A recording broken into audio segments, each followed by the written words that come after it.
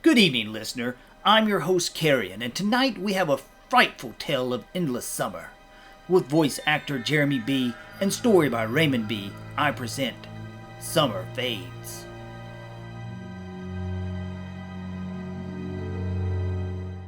There's a saying in Crescent Cove, summer never ends, it just fades. However, in the summer of 1985, the concept of fading was overshadowed by phenomena far more ominous. It began with an eerie radio frequency, a broadcast untraceable to any known local station. On its own, this would have been brushed off as a curious interference, but then the lights started. They weren't the typical hues of a setting sun. No, these were neon beams, green, pink, and fiery orange, cascading from the heavens and bathing our tranquil beach in an otherworldly glow. The melody from the radio wasn't ongoing. It waited, biding its time until the moment the sun dipped below the horizon. Then, with a persistence that drowned out every other frequency in Crescent Cove, the strange tunes beckoned. As if in a trance, the youth were drawn. The shores, usually calm and sparsely populated after dark, became an impromptu carnival every night. Coolers loaded with drinks, figures darting about in vibrant swimsuits, and the air thick, not just with anticipation, but with something else. Something I couldn't quite put a finger on. Yet, every night, without fail, the heartbeat of Crescent Cove pulsed in rhythm with those haunting melodies and surreal lights. I can still vividly recall those initial nights after everything began. The children, their innocence wrapped in a cloak of youthful bravado, laughed and bantered under the canopy of the stars. Sunset Beach transformed beneath the soft neon glow. Its charm was almost celestial, like something from a dream. As the gentle hues of dusk melded into twilight, radios across Crescent Cove locked onto a singular frequency. A hypnotic rhythm emerged, its beats so enthralling that the world around us became imbued with an enigmatic aura. We celebrated it all for a while, the pirate radio station with its captivating melodies and the inexplicable lights that painted our nights. I was among its most ardent fans, swept away by the euphoria of the unknown. By the third night, the once magical atmosphere began to splinter, revealing unsettling shadows and murmured conversations. The vibrant glow that had previously filled the beach now seemed to cast deeper, darker shades, and an ominous undercurrent wove through the music. Whispers spread like wildfire. A local boy, George, had disappeared. Many brushed it off, speculating that he probably dozed off at a friend's place after the evening's revelry. Yet, when pressed, no one could confirm whose house he might be in. Though perturbed, the party continued, given that the boy was no close acquaintance. That was until Laura, my childhood friend, vanished into the ether of the night. A palpable unease tightened my chest, as if reality itself had tilted off its axis. Desperation fueled my search, leading me back to where Laura and I had danced under the fluorescent beams earlier. But despite my frantic scouring, checking and rechecking the sea of faces, darting my gaze between the town's edge and the beckoning sea, I came up empty-handed.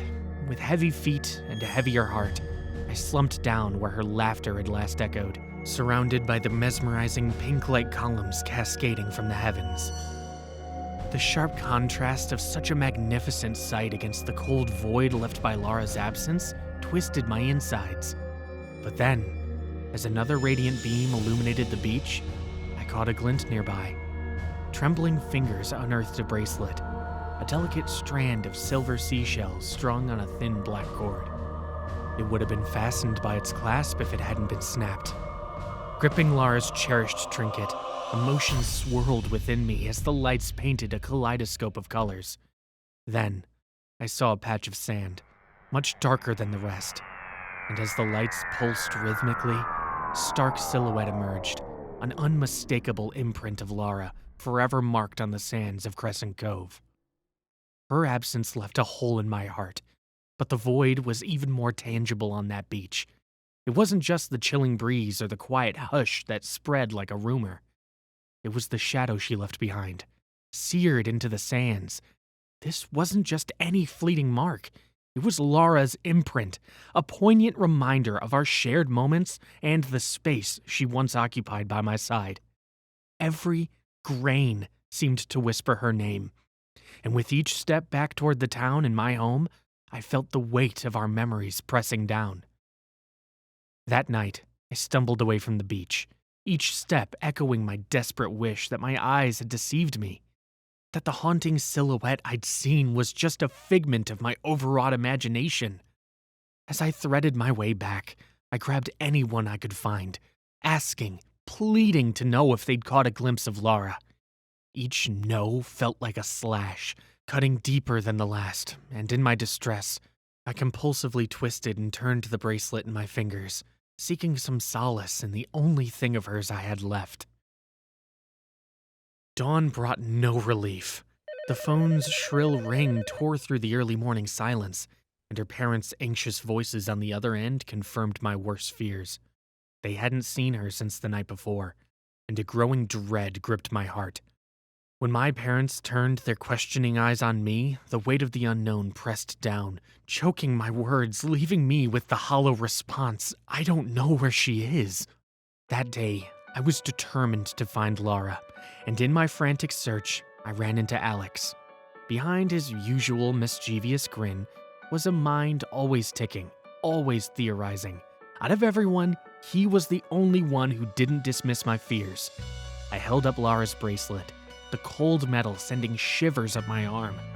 As the memories from the haunting night washed over me, I could see Alex's face darken, his thoughts drifting far away. But rather than Laura, it was George, the boy who had disappeared into the ether just days before, who seemed to capture his attention and haunt his thoughts. The perplexing connection between George and Laura gnawed at me. What did one have to do with the other? Alex, ever so astute, highlighted the undeniable. Both had vanished. In his mind, perhaps the strange twist of fate had thrown them together. But that notion that Laura and George had been entangled in something secret was hard to swallow. They rarely interacted, and their clandestine dealings would have caught my attention. Alex wasn't hinting at a secret tryst. He was insinuating something far more troubling. They might be together, trapped by some evil force, their pairing not of volition, but of unfortunate circumstance.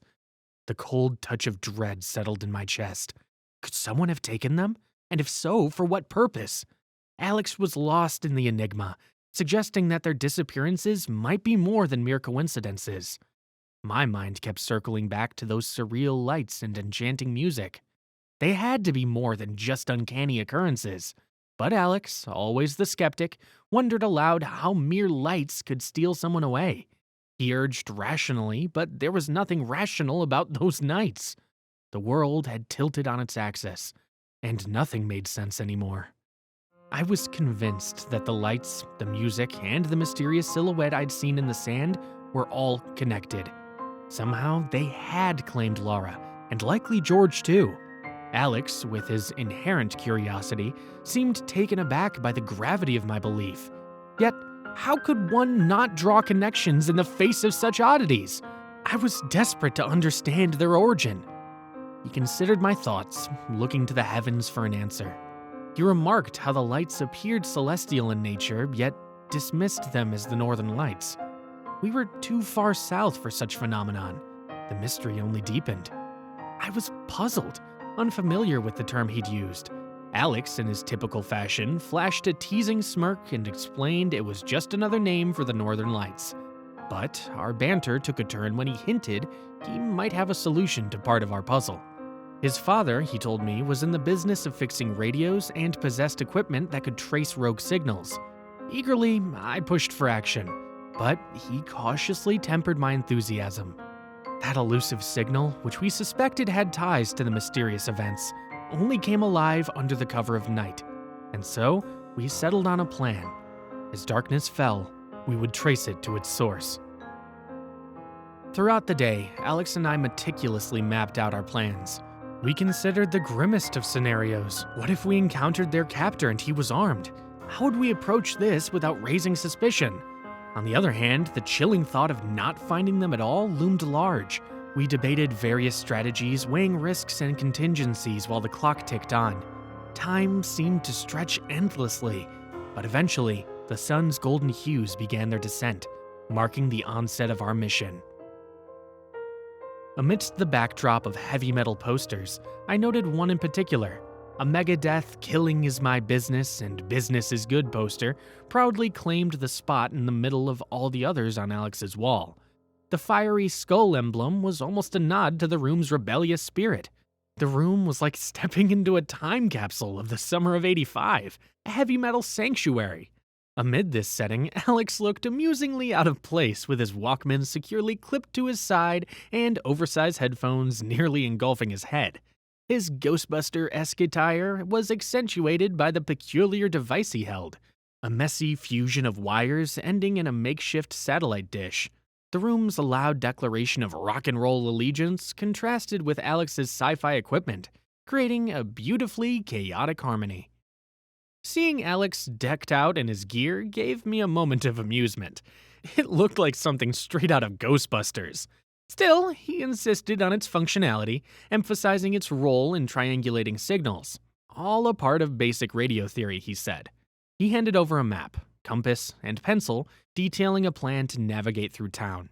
We'd pinpoint its origin by marking the areas with the strongest signal and determine its direction.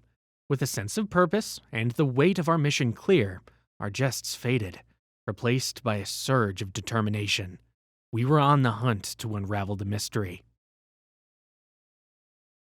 We took the first signal in his room as we could see the starts of the neon beams beginning to light the sky over the shore. The signal was the strongest to the northwest, towards the shore, but not where the beach was, and so we marked it on the map and began to head north to get another point. Several miles later, we were on the edge of our small town, and we took another signal. We carefully oriented ourselves on a street corner to get the angle right as we marked it on the map. There was an area where the lines crisscrossed, but Alex said we needed another point. So, we traveled west until we were against the cliffs, overlooking the water and the lights in the distance. When Alex noted the direction and we examined the map, the lines all made our target clear. The answer hit him like a gust of wind off the coast, making his eyes widen with revelation. The lighthouse, that age-old sentinel, held more secrets than we ever imagined. The winding path to the lighthouse was the longest journey I'd ever taken. The closest we got, the more the eerie rhythm seemed to pull us in, a beat as old as time beckoning us from the Earth's very core. The lighthouse base held an entrance leading to a cavern resembling a cathedral. Its walls were stained by time, and the first thing that came into view were piles of bones, white, stark, and gleaming under a dim, otherworldly light. These remnants seemed to tell tales of those who'd vanished, discarded after some grim ceremony. But it was the next chamber that arrested our hearts. Within its confines lay bodies, some familiar, sprawled haphazardly. Among them was Laura, her face pale and lifeless.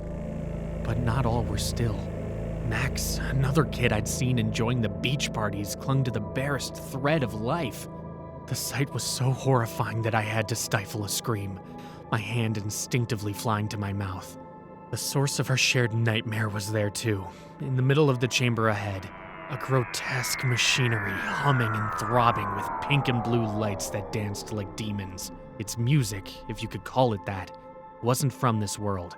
It was a siren song that spoke of alien landscapes and ancient evils. Our eyes scanned the room and were drawn to a grotesque sight. A blob-like creature with tentacles that thrashed lazily around was engrossed in its grim feast. Its mouth, eerily reminiscent of a monstrous maggot, enveloped another body, pulling it closer with every gulp. Treading lightly across the cavern, we fixed our eyes on Max. Our goal was straightforward: get him out. But we weren't the only ones alert. A figure, ghostly white with a head like an overinflated balloon, turned its bottomless black eyes on us. Its presence commanded the space, seizing us with an unseen might. It wasn't just the paralyzing grip of terror. It was force, an ability it possessed. Frozen a mere step away from Max, we hung in suspended reality, captives to the inexplicable. Although paralyzed, my lungs stubbornly continued to inflate, and my eyes darted around, the only part of me seemingly free. I strained my peripheral vision, desperate for a glimpse of Alex. The edge of my sight caught his hand, gripped tightly around the satellite antenna, trembling. But it wasn't a tremor of fear. No, he was repositioning the antenna with every minute motion, directing it toward that alien monstrosity. The creature's response was instantaneous. With an ear-splitting shriek, it recoiled. Like an upturned centipede, all 3 sets of its long, gaunt arms flailed, turning our oppressor momentarily into the oppressed. As the creature recoiled, an overwhelming sense of release washed over us. It was as if an invisible shackle had been shattered. Our limbs responded eagerly, muscles twitching back to life after the unnatural paralysis. We fell to our knees, gasping for air, reeling from the alien's overpowering control. I shot a glance at Alex. His grip on the satellite antenna was white-knuckled, his face a mixture of determination and fear. The creature, clearly in distress, thrashed against the chamber's far wall, its multiple sets of lanky arms flailing wildly. Max was still unconscious on the cavern floor, vulnerable. We had to get him, and fast. With our mobility returned, I sprinted toward him while Alex kept his makeshift weapon pointed at the alien, keeping it at bay. However, the grotesque, tentacled blob in the corner was undeterred by our small victory. Its ravenous feast continued, paying no heed to the chaos around it. Reaching Max, I shook him lightly, praying for some sign of life. He stirred slightly, a faint groan escaping his lips. Hope surged within me. With Alex's help, we hoisted him up, carrying him between us. As we maneuvered out of the chamber, the tall alien, recovering from his momentary setback, began to regain its composure. Its vast black eyes followed us with an intensity that suggested it wouldn't let its prey escape easily. But for now, the tides had turned in our favor. We bolted for the entrance, determined to get Max to safety and alert the world of the nightmare hidden beneath the lighthouse. The sharp, almost metallic wail from Alex's headphones was sudden and debilitating. Even to me, standing a fair distance away, the screech felt like nails on a chalkboard. As he crumpled to the ground, discarding the headphones in a frantic motion, the weight of Max became more pronounced in my arms. Gritting his teeth, Alex hastily unplugged the headphones from his equipment. With a quick rummage inside his jacket, he whipped out a Megadeth tape, swapping out whatever had previously occupied the Walkman. He reconfigured a few wires, hit play, and pointed his contraption toward the cavern's entrance. Another unearthly scream echoed, this one born of apparent agony rather than aggression. Alex rose steadily to his feet, determination evident in his eyes. He motioned forward, and with Max leaning heavily against me, we began our trek out. Alex's makeshift device protecting our rear, with Megadeth's rebellious beats as our unlikely savior. Emerging from the depths of the cavern, a palpable weight lifted off our shoulders. As we paused to catch our breath, we noticed the mysterious lights that had haunted our town had vanished, leaving behind the ordinary twinkling of stars. With Max still leaning heavily against us, we slowly made our way back to Alex's home. Alex's parents, alarmed at our disheveled appearance and the semi-conscious Max in tow, immediately called the authorities. They arrived swiftly, their skeptical faces barely hiding their disbelief as we relayed our harrowing tale. Max had his own story to tell, although his fragmented trauma-laden memories added more questions than answers. Word was, a police team descended on the lighthouse and the labyrinthine caverns that snaked beneath it.